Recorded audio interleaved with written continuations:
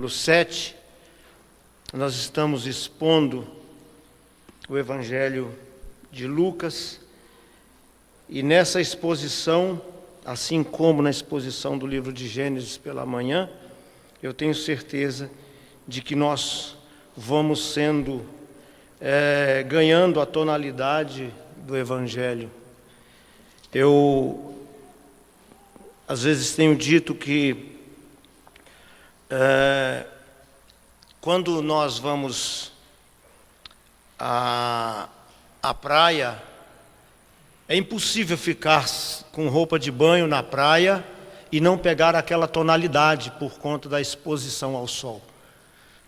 Da mesma forma, quanto mais nós somos expostos à palavra de Deus, mas nós vamos ganhando um colorido diferente, certamente nós vamos ganhando uma tonalidade de Cristo Jesus, ainda que de maneira imperfeita nesta terra, mas a exposição à palavra de Deus nos dá esse colorido.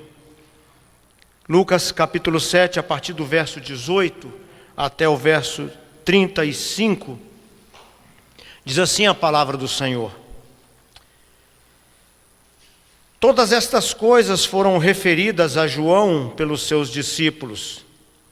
E João, chamando 2 deles, enviou-os ao Senhor para perguntar: És tu aquele que estava para vir, ou havemos de esperar outro?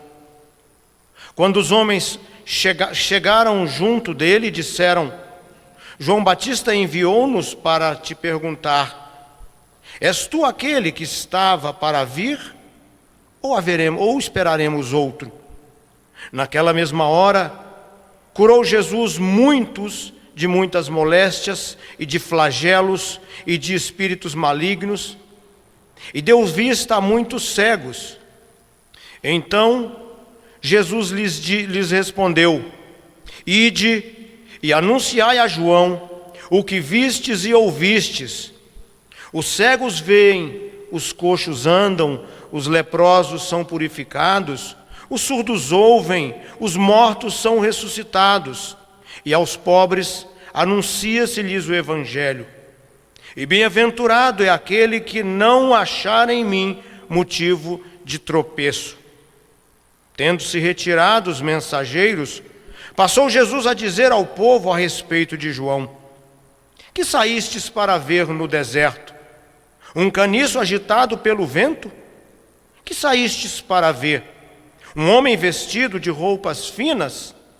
Os que se vestem bem e vivem no luxo assistem nos palácios dos reis.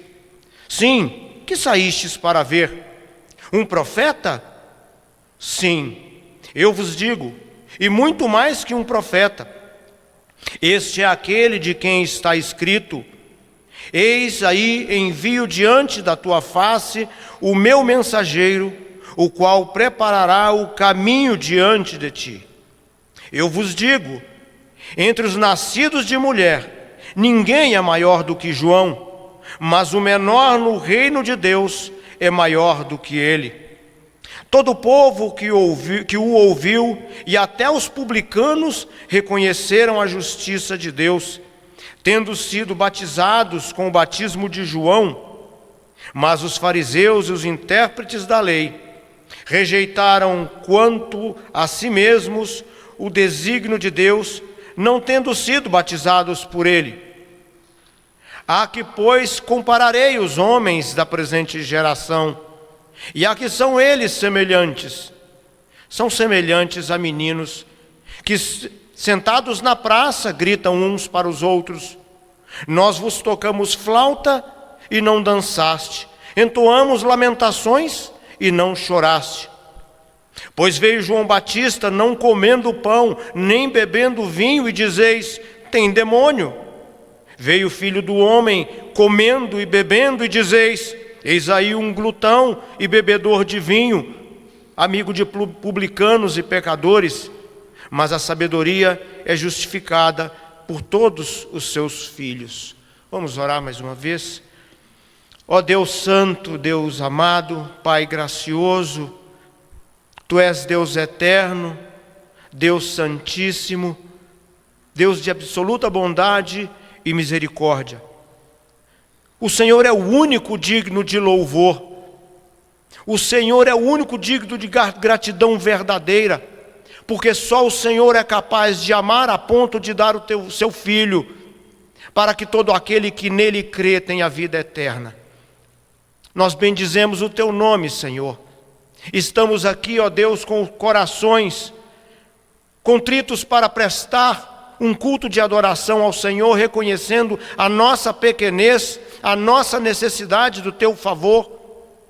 Necessidade maior nós já recebemos, que foi a morte de Cristo na cruz, que levou sobre si todos os nossos pecados, o que nos leva a nos dobrar diante do Senhor em gratidão.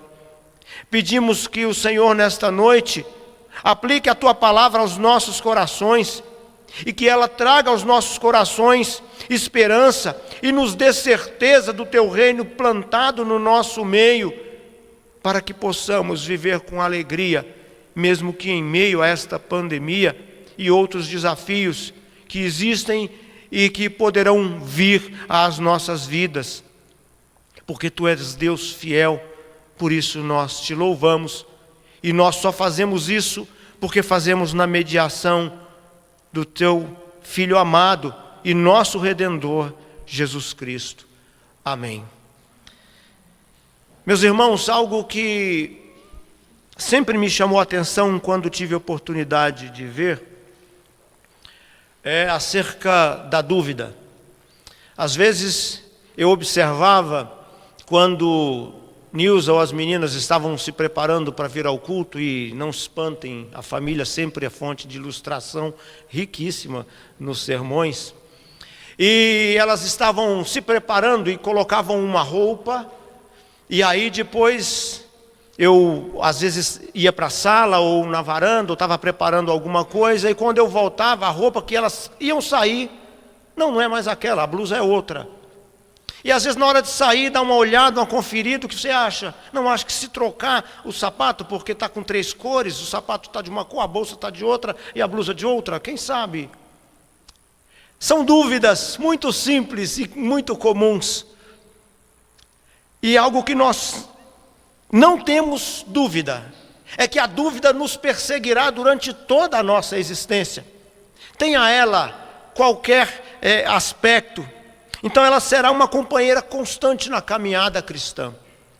E algo que me chama a atenção, ou me chamou a atenção, quando eu vi, e nós podemos ver isso ainda, porque há muitos países em guerra, em que a população que não deseja a guerra, ela começa a migrar, ela vai para outro país, ela vai buscar refúgio, e nós vamos ver nos campos de refugiados. E eu tive a oportunidade de ver a cena de um homem olhando num campo de refugiado, morando em barraca, praticamente com nada, saiu do seu país, a Síria, apenas com a roupa do corpo, certamente ainda com gratidão porque os seus filhos foram juntos e levou a sua mulher, porque muitos deles são mortos lá.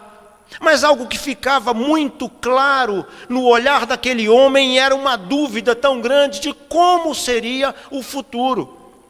Aquele olhar para o horizonte demonstrava que havia pouquíssima ou nada esperança contra o futuro.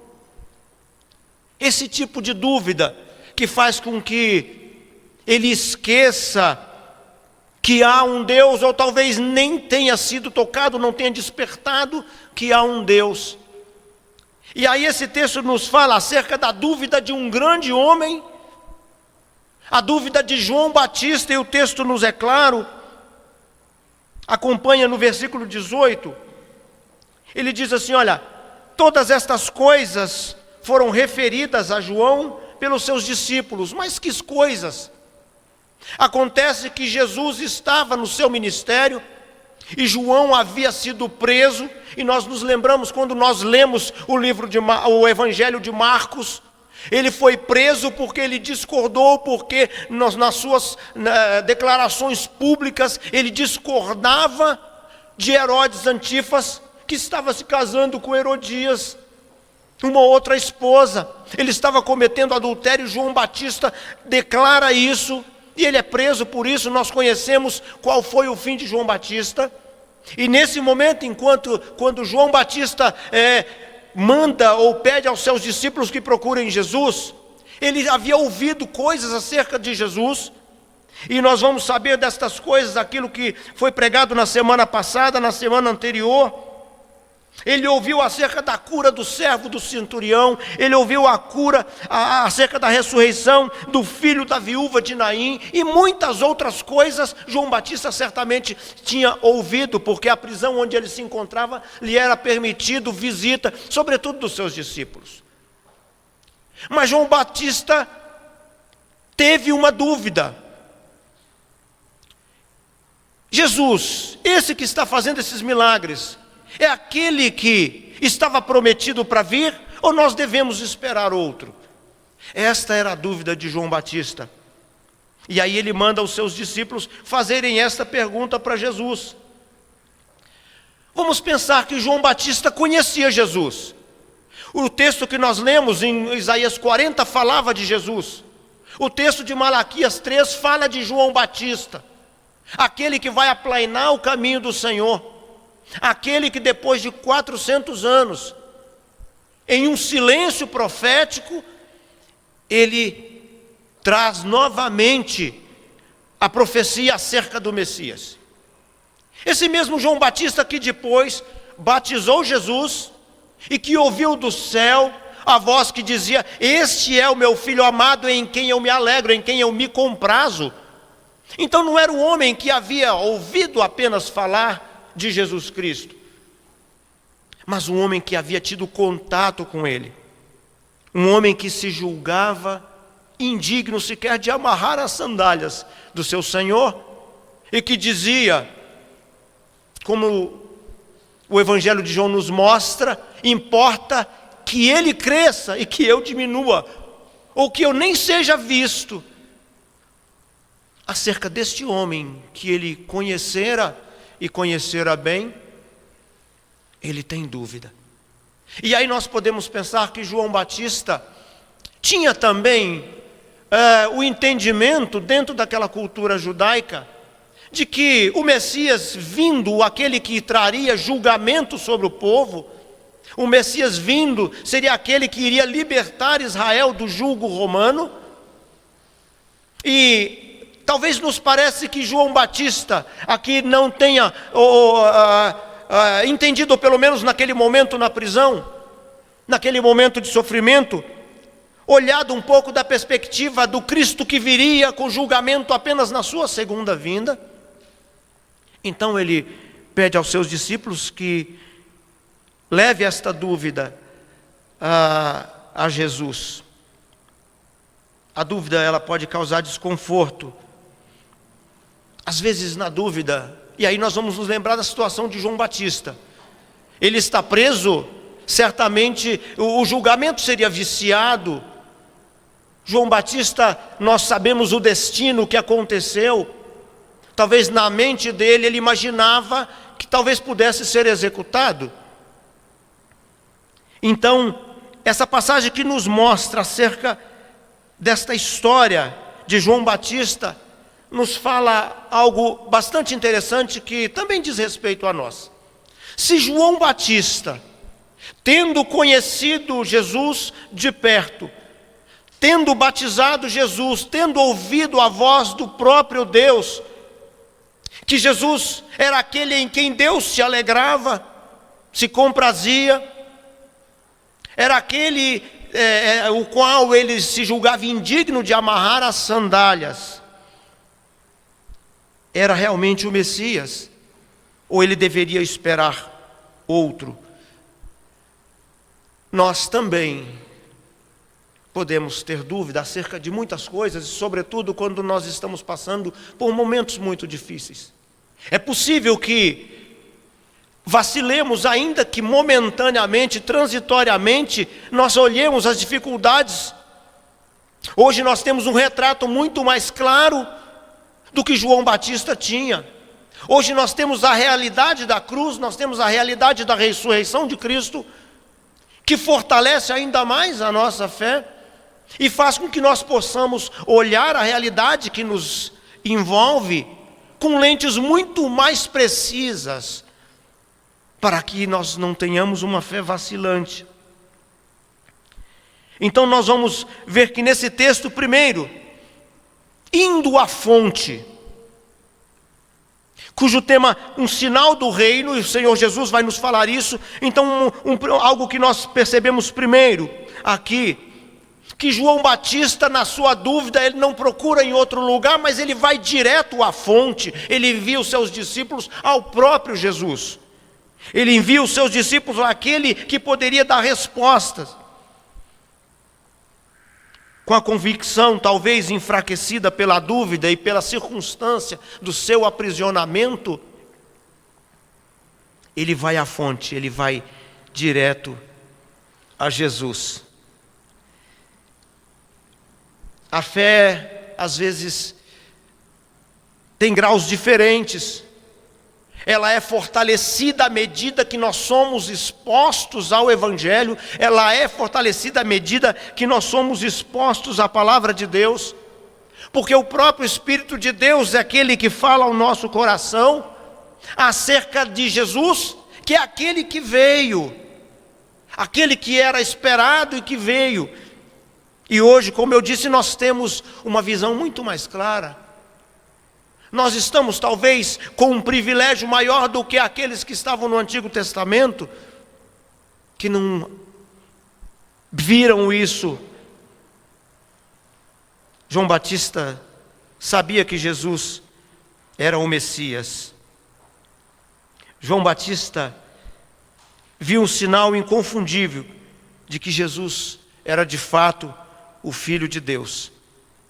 E algo que nós percebemos aqui, que é bastante interessante, que Jesus não fala: olha, diga para João Batista, sou eu mesmo. Você não profetizou que eu viria? Você não ouviu do meu Pai, o próprio Deus? Este é o meu Filho. Jesus não declarou apenas que ele era o próprio. Jesus falou: olha, vamos fazer o seguinte, você se lembra do que o profeta Isaías pregou? Você se lembra do que o profeta Malaquias disse? Tudo aquilo que Isaías disse. Você se lembra, e certamente na mente de João Batista, tudo isso lhe vinha à memória. Então o Senhor Jesus falou: olha, veja o que está acontecendo. E aí acompanha na sua Bíblia o que Jesus responde aos discípulos. Ele dá sinais. Ele diz assim, a partir do verso 21, ele diz assim: naquela mesma hora curou Jesus muitos de moléstias e flagelos e de espíritos malignos, e deu vistas a muitos cegos. Então Jesus lhes respondeu: ide anunciai a João o que vistes e ouvistes. Os cegos veem, os coxos andam, os leprosos são purificados, os surdos ouvem, os mortos são ressuscitados, e aos pobres anuncia-se-lhes o Evangelho. Porque essa era a promessa de que o Evangelho seria anunciado aos pobres, não aos pobres materiais, mas aos pobres que eram todos aqueles que eram carentes do próprio Evangelho. E Jesus está falando: olha o que está acontecendo, leve para ele notícias do que está acontecendo. E Jesus não precisou dizer: sou eu mesmo, o Messias, aquele que havia de vir.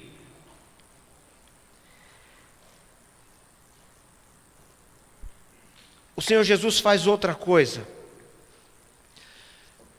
O Senhor Jesus não zomba da fé de João Batista, que aparentemente uma fé que vacilou.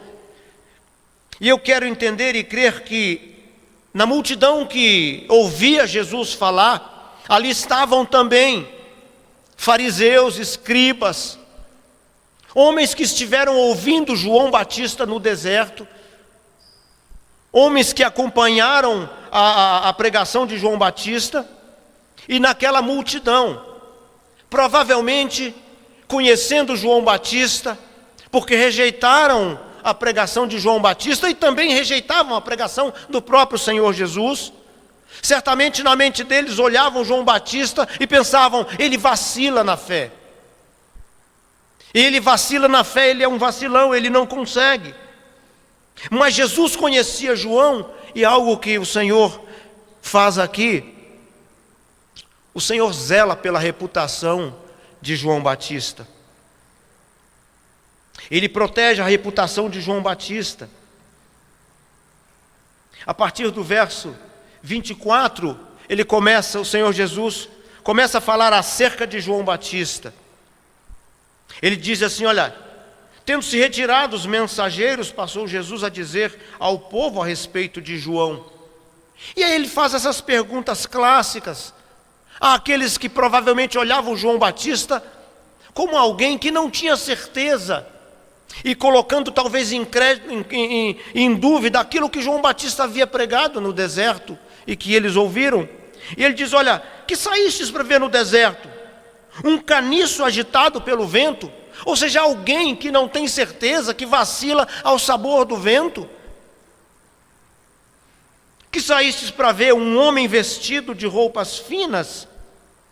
Os que vestem bem e vivem no luxo assistem nos palácios dos reis.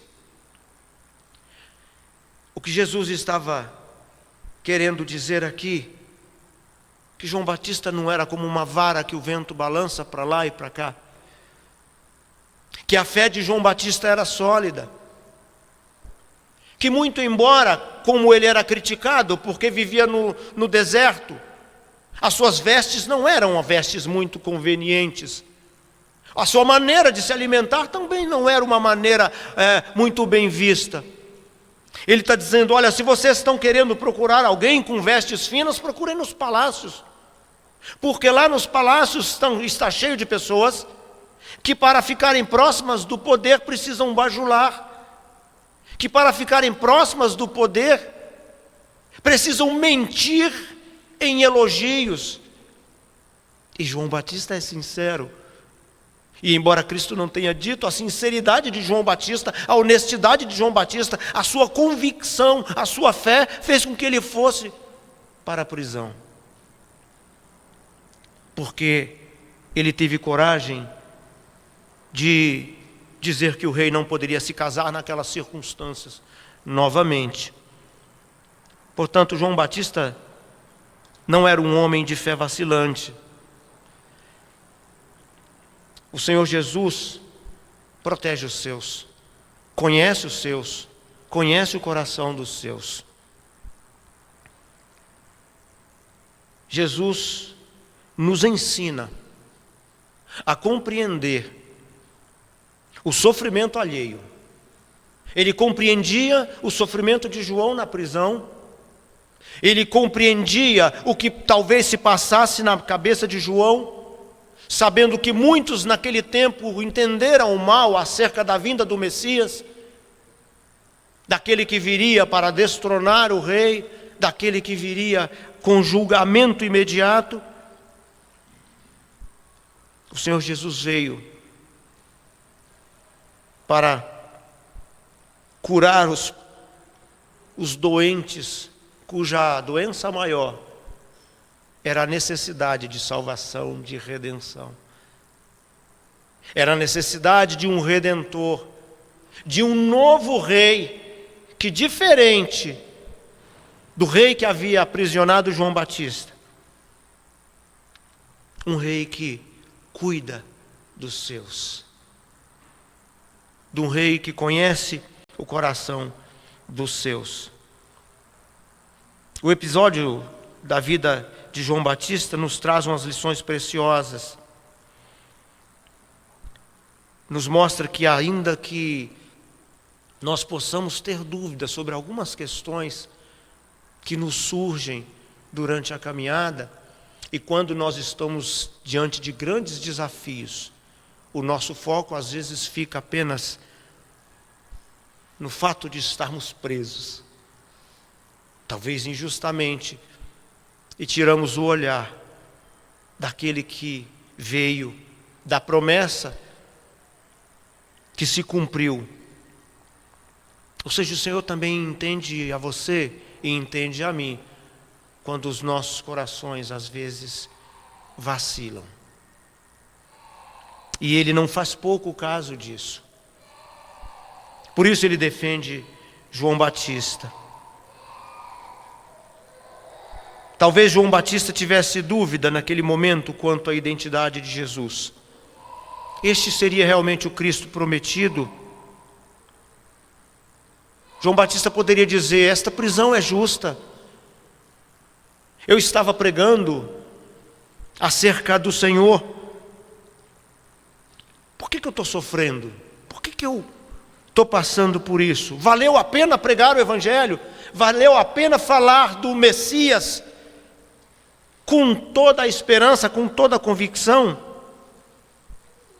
Ele poderia pensar: talvez, será que eu me enganei acerca do Messias? O que mudou na vida de João não foi as suas convicções. Elas momentaneamente talvez tenham sido abaladas, mas ele recebe do Senhor o consolo, que pegou a mente dele, o coração dele, e levou de volta lá no profeta Isaías. O Senhor faz isso conosco, quando nós estamos com os corações machucados. Ele traz à nossa memória a sua palavra verdadeira e nos leva de volta, no poder do Espírito Santo, para que nós nos lembramos da palavra dele, que traz consolo, que traz vida, que traz esperança, que renova o dia. Ele revela a sua misericórdia sendo renovada a cada manhã. O fato é que quando nós estamos debaixo de tempestade, de aflição, quando nos assola, nós podemos, assim como João, na sua angústia, ter desencadeado incertezas no coração e na mente. E aí nós precisamos racionalmente nos lembrar daquilo que nós lemos. E nós precisamos nos lembrar com o nosso coração daquilo que o Senhor fez, do sacrifício na cruz, que não deixa dúvida. Se nós nos lembrarmos do sacrifício da cruz, certamente nós vamos ter os corações aquietados. Portanto, a dúvida de João Batista não é um privilégio. Um homem da sua envergadura, da sua estatura, num momento de grande pressão, ele mandou seus discípulos perguntar ao Senhor Jesus. Foi na fonte certa. Nós temos a fonte para tirar todas as nossas dúvidas. Nós temos a palavra de Deus, rica, e como nos diz o autor de Hebreus, mais cortante como espada de dois gumes, que tem o poder de penetrar profundamente, de sondar profundamente. Eu imagino e eu digo que às vezes nós nos expomos pouco a essa palavra. Quando eu digo nos expomos pouco, porque meditamos menos do que nós deveríamos nesta palavra. Esta é a fonte que tira as nossas dúvidas, porque esta é a palavra viva do Senhor. E independe de idade, jovens, adultos, e mesmo as crianças, por meio dos seus pais, podem ser expostas às verdades do Evangelho. Quando nós olhamos a dúvida de João Batista, nós podemos pensar que apenas ele experimentou isso, mas o profeta Jeremias nos diz no capítulo 15, no verso 18, assim: serias tu para mim como um ilusório ribeiro, como águas que enganam? Ele está dizendo ao próprio Deus. Naquele contexto, antes de irem para o cativeiro da Babilônia, vendo o que os reis faziam, vendo o que os sacerdotes faziam, o que o rei fazia, explorando o povo, pisando o povo de Israel, e ele apresenta a Deus, ao Senhor, Ele questiona Deus se seria uma miragem, como aqueles que vinham sedento no deserto. O apóstolo Paulo, escrevendo aos Coríntios, na segunda carta, capítulo 1, verso 2, ele diz assim: a natureza da tribulação que nos sobreveio na Ásia foi acima das nossas forças, a ponto de desesperarmos até da própria vida. O apóstolo Paulo, que nós conhecemos por meio da palavra de Deus, ele diz: olha, as tribulações que vieram, que sobreveio na Ásia, foram acima daquilo que eu poderia suportar, daquilo que nós podemos suportar, a ponto de nós desacreditarmos na própria vida, desesperarmos na própria vida. Portanto, homens dessa envergadura tiveram momentos em que olharam para a situação ao seu redor e se viram fragilizados a ponto de declarar isso. Portanto, nós podemos ser tomados de assalto numa situação assim.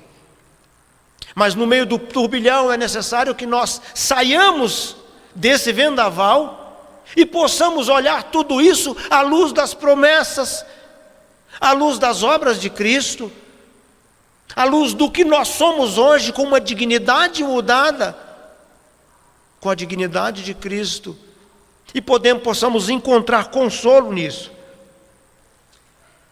Nem sempre os caminhos do Senhor são interpretados claramente por nós. Eu me lembro de um autor que escreveu uma obra chamada Quando Deus Não Faz Sentido, e eu fiquei interessado pelo o título do livro. Como assim, quando Deus não faz sentido? E ele trazia alguns relatos, e um deles acerca de um jovem que, sendo médico, desejou, logo após a sua formatura, logo após estar habilitado para praticar a medicina, decidiu ir para os campos missionários, ardeu no seu coração e ele foi. E poucos meses, não me lembro se em menos de um ano ele morreu. E a pergunta era: mas como assim? Ele acabou de ser formado. O autor usa esse exemplo e mais alguns outros para dizer que o tempo todo Deus faz sentido. A nossa interpretação é que nem sempre é a interpretação correta, e isso nos traz dúvida. Assim como João Batista teve dúvida. João Batista agiu como salmista, que disse assim no Salmo 5, verso 3: de manhã te apresento a minha oração e fico esperando. Ele mandou os seus discípulos e ficou aguardando.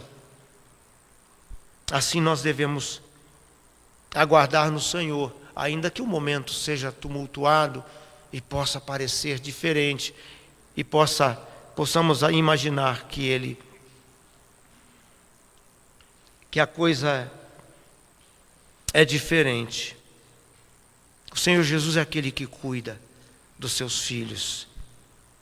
A atitude do Senhor parece indicar que em determinados momentos a alma humana precisa de algo mais do que meros argumentos verbais. Muito embora ele tivesse poder para dar a João Batista essa convicção, ele dá a ele fatos. Assim como nos foi dado fatos. A morte de Cristo na cruz foi um fato inafastável. A ressurreição de Cristo na cruz, de Cristo Jesus, nos trouxe essa certeza. Jesus mostra aquilo que ele estava fazendo. Conosco Jesus faz o mesmo, por meio do seu Espírito Santo. Ele nos traz à memória aquilo que nos dá esperança, assim como ele fez com João Batista. Ele renovou a esperança, ele renovou a certeza de que ele era aquele prometido e que veio. Jesus não fica surpreso quando você cambaleia na fé. Jesus não ficou surpreso quando João Batista mandou os seus discípulos procurarem. porque Ele conhece o meu coração e conhece o seu coração. Ele sabe que enquanto nós estivermos aqui, vez ou outra nós vamos vacilar. Por que eu não passei naquele concurso? Eu estudei 12 horas por dia. Por que isso não deu certo? Por que aquilo não funcionou? O Senhor não desampara nem fica surpreso quando nós titubeamos. Ao contrário, Ele nos traz uma resposta por meio da sua palavra. Deus sempre responde às nossas orações, e o pastor Silvio mencionou isso hoje pela manhã. Ainda que a resposta seja um silêncio, que muitas vezes é um silêncio eloquente, que fala muito mais alto do que se fosse gritado.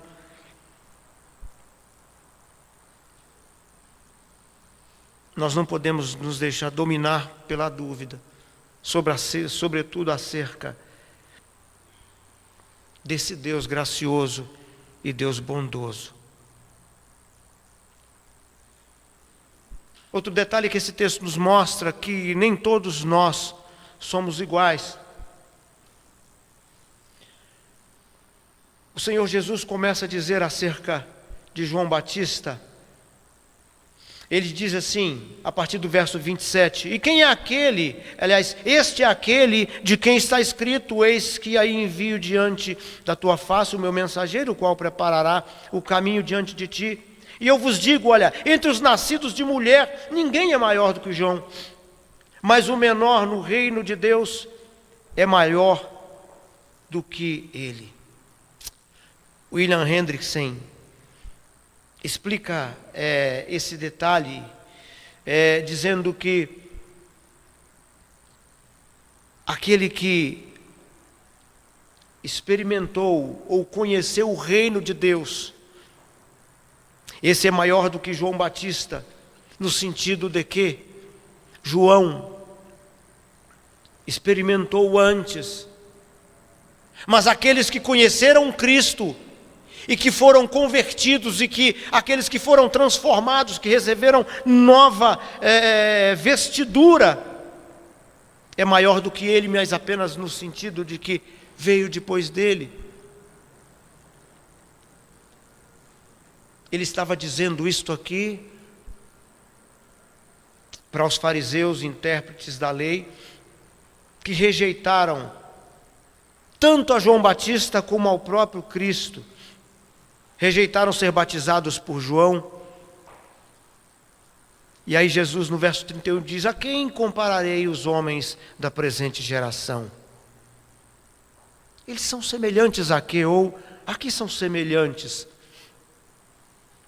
São semelhantes a meninos que, sentados na praça, gritam uns para os outros, nós tocamos flauta e não dançastes, entoamos lamentações e não chorastes. Um estudioso, olhando esse detalhe, e quando pela primeira vez eu havia lido isso aqui, eu não entendi muito bem essa alusão a tocar flauta, dançar, entoar lamentação e não chorar. Ele diz que Jesus estava dizendo para os fariseus, para os intérpretes da lei, que se julgavam conhecedores profundos do Antigo Testamento, da lei, mas não conseguiam perceber a realidade que estava diante dos olhos deles. E na verdade eram pessoas que não se satisfaziam com nada. De João Batista eles diziam, olha, ele não se veste bem, ele vive de gafanhoto e mel silvestre, ele não se veste como aqueles que estão no palácio, ele não deve ser digno de confiança. Ou que talvez naquele momento estava pensando, olha, ele vacila na fé. Por isso não aceitaram João Batista. Não aceitaram João Batista porque ele tinha um modo austero de viver. As suas pregações pareciam muito severas, muito duras. Então não dava para aceitar João Batista. Ora, mas também eles não aceitavam o próprio Cristo. Eles diziam que João Batista era muito sisudo, mas não aceitavam Cristo, que era alegre, Ou seja, eles não aceitavam nenhuma coisa nem outra. Eles nunca estavam satisfeitos. E Jesus dá a razão, ele diz, a partir do verso 33, pois veio João não comendo pão, nem bebendo vinho, dizeis, tem demônio. E veio o Filho do Homem comendo e bebendo, e dizeis, eis aí um glutão, um beberrão, um bebedor de vinho, amigo de publicanos e pecadores. Se João não servia, porque diziam que era rígido na sua pregação, Jesus é aquele que não escolhe bem a sua companhia. Vive com publicanos e pecadores e meretrizes. Eles não se satisfaziam, nada estava bom para ele.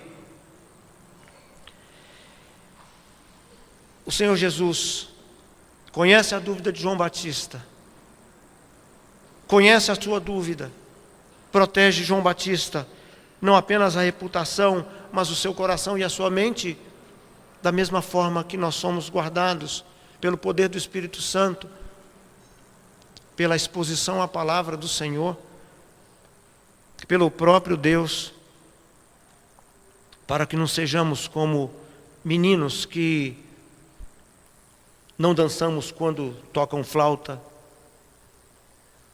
e nem ficamos tristes quando há lamentações, mas nós nos satisfazemos. Nós nos satisfazemos com Cristo que veio, que reina hoje sobre você, sobre mim.